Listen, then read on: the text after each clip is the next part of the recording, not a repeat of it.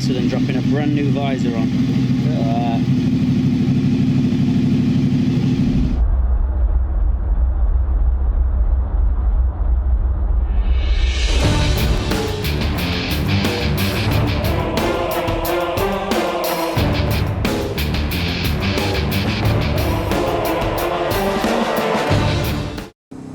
Oh, nice fresh new visor on. I've only just put it on. I bought it at the bike show in November and only just put it on.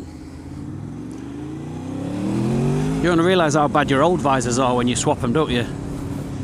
Not a blemish on it. Out in leathers today for the first time this year. So much more comfortable when you're in your leathers instead of all waterproof stuff and textile stuff. I've got my little time-lapse device with me, so I want to go and do a couple of time-lapses somewhere because the sky's lovely.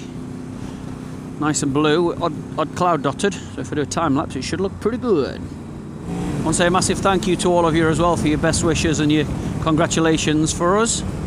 It's easier for me to say it on a video than comment on every one of your comments. So thank you very much everyone. She's a little perler. I want to talk to you all about my production techniques as well, because I keep getting asked not only about the camera and what I use, but how I get the audio so lovely and clear. So it is down to a bit of post-production wizardry, but it's not hard work at all. Someone commented on the last video about when me and Gaz went out to Snake Pass, saying how can you get Gaz's audio so clear? Is that through the intercom that's so close to your drift mic? No, see, that sounds really complicated to me, but no, that's not how we do it. When I'm doing a conversation and recording a conversation, that's basically the audio from each person's camera. So I'm speaking direct into my drift mic now inside my helmet, and if Gaz were with me or Egon were with me or whatever, Paul, Jim or whoever, when they're speaking back, they're speaking into their ghost mic, not the intercom. The intercom is just so the two riders can speak together, but the intercom doesn't pick anything up recording wise for audio. So everything we're saying is going onto the drift. So all I do, I'll sync the two cameras together. Let's say, like, sometimes if I'm in front and I'm just going for an overtake, sometimes I'll tend to flick that then to Gaz's camera so it shows me do the overtake.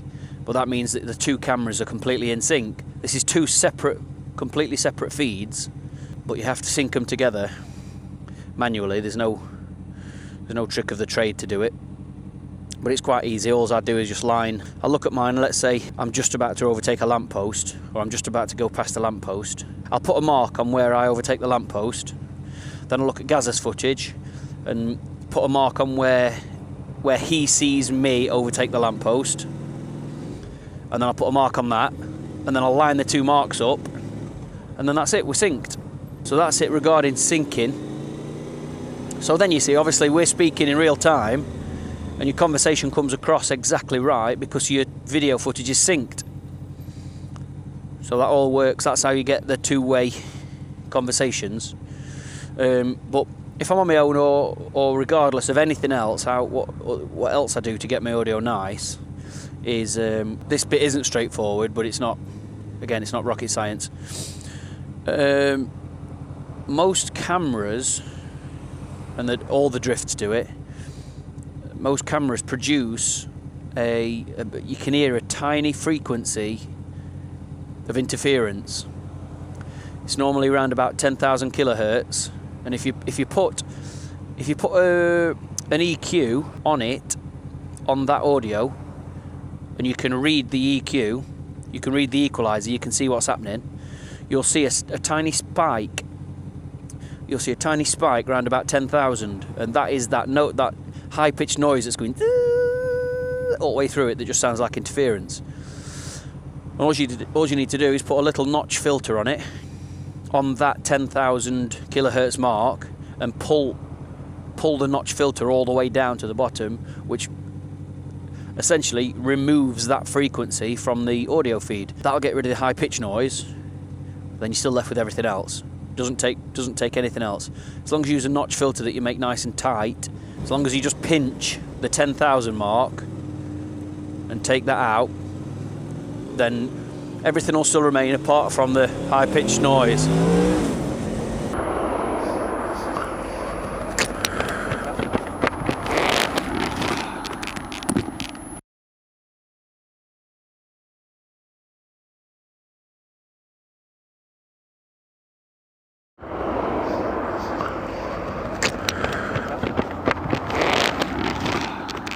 And do that on every camera. It's not bang on 10,000, sometimes it's just a bit over, sometimes just a bit under. But all you need to do is take that out of every camera, and then the overall sound doesn't have that high-pitched horrible squealing noise. And then for the very last thing before I render out for a final, you know, basically to turn it into a nice shiny new product, I will put another EQ across the whole audio bus, which means this is the master output. So anything below 20 kilohertz you can't hear anyway. That's your bass tones. Your natural ear can't hear it anyway. So if you look at the EQ, you'll see a load of stuff going off below 20, but it's just dead space. You can't hear it, and all it's doing is cluttering up the audio.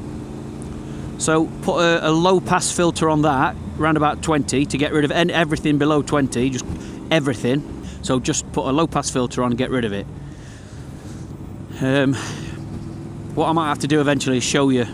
I'll do one of them screen grab things and show you how I do it. So then I'll just put a high pass filter on at the end. I'll lift the high frequencies a tiny bit, not much, just to make it a little bit sweeter on the top end. Then once I've put the EQ on it, then I'll put a compressor on it, which basically, a compressor basically brings everything to the same kind of volume. So if you've got really quiet bits, it'll enhance the quiet bits. And if you're talking a bit loud, in fact, yeah, I'll do this actually. I'll do a test on it. So I'm going to speak at different volumes, but you'll notice on the video it'll come out around about the same. So I'll put some bits on that are really quiet like this, and then put a compressor on it, so it brings it up to the same level, the main normal level, when you're speaking really loud as though you're shouting at someone. Okay, so we're back to normal speaking now. Yeah, so basically the compressor sorts all the different levels of volume out,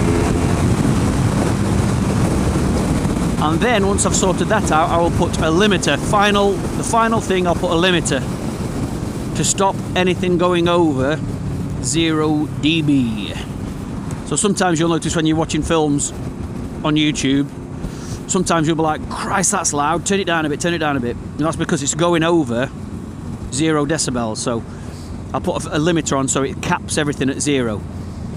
That way you get a lovely sound, lovely clean sound. It's never too loud, never too quiet, unless you want it to be quiet, you know, for delicate parts of the film or something like that.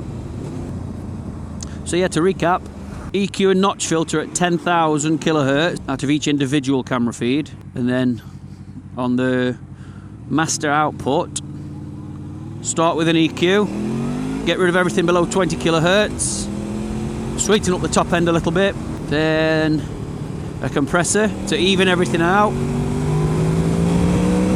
and then a limiter to stop it going over 0 dB. Bosh.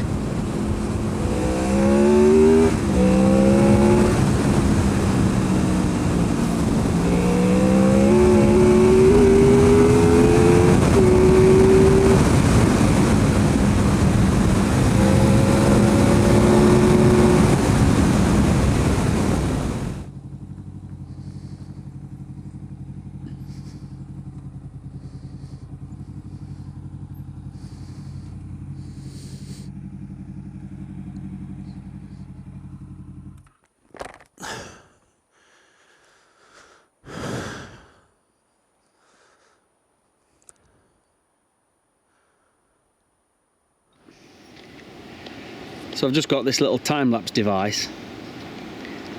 It's basically an egg timer. It goes up to an hour. Drop your camera on the top and see what you can get. So I'll give it a shot now, I think.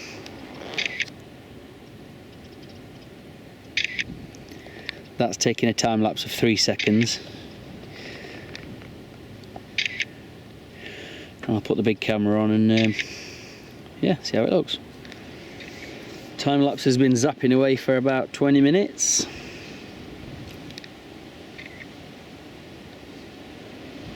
It's a beautiful day for it up here, isn't it?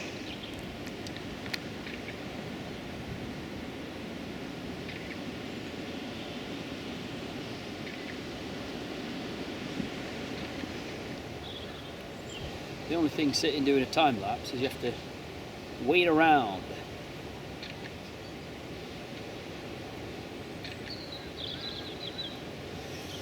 Just doing a time lapse calculator to see how long the finished product will be. So 3 seconds at 3 second, a photo every 3 seconds for 30 minutes. Shooting interval 3 seconds. Event duration 30 minutes. Clip length, so the finished clip length will be 25 seconds.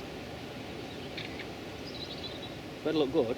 Sitting here for half an hour for a 25-second clip. 600 photos.